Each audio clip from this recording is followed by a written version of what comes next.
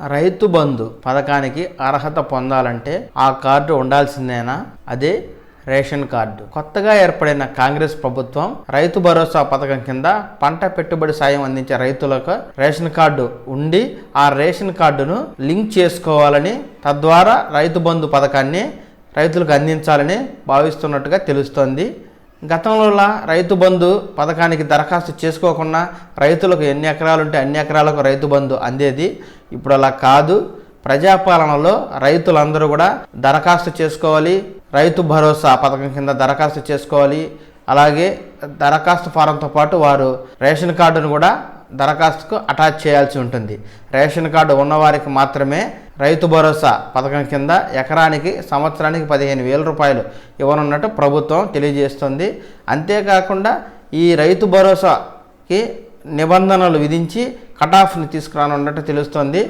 7 ఎకరాల భూమి ఉన్నవారికి మాత్రమే, ఎన్ని ఎకరాలు ఉన్నప్పటికీ 7 ఎకరాలకు భూమి మాత్రమే ఉన్నవారికి మాత్రమే రైతు భరోసా పథకం కింద ఎకరానికి 15,000 రూపాయలు ఇవ్వాలని ప్రభుత్వం భావిస్తున్నట్టు తెలుస్తోంది. ఎకరాకి 15,000 చొప్పున 7 ఎకరాలుంటే 1,05,000 రూపాయలు వస్తుంది. ఎన్నికలు వచ్చే కొద్దీ పార్టీలు, ప్రభుత్వాలు రైతు భరోసా పథకం కింద అమౌంట్ని పెంచుకుంటూ పోతున్నాయి. దీంతో పెద్ద ఎత్తున రాష్ట్రానికి ఆర్థిక భారంగా మారుతున్నాయి ఈ ఉచిత పథకాలు.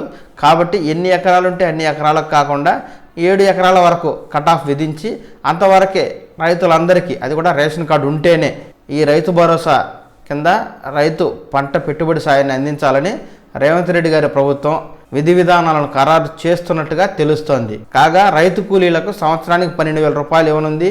వీళ్ళు కూడా ప్రజాపాలనలో దరఖాస్తు చేసుకుని దరఖాస్తు ఫారానికి రేషన్ కార్డు అటాచ్ చేయడం ద్వారా వీరికి 12,000 రూపాయలు రైతు భరోసా పథకం కింద అమౌంట్ వస్తుంది. రైతు కూలీలు, రైతులని రేషన్ కార్డుని లింక్ చేసుకోవాలని ప్రభుత్వం భావిస్తోంది. ఇకపై రేషన్ కార్డు ఉన్నవారికి మాత్రమే రైతు భరోసా అమౌంట్ రానుంది.